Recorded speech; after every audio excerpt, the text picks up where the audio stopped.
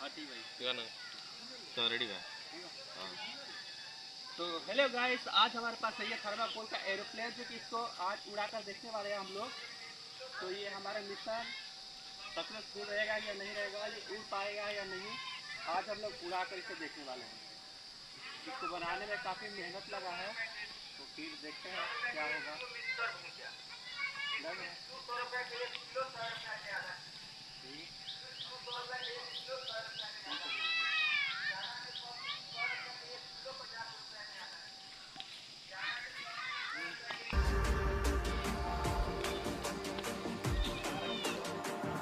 हाँ ए मर्दे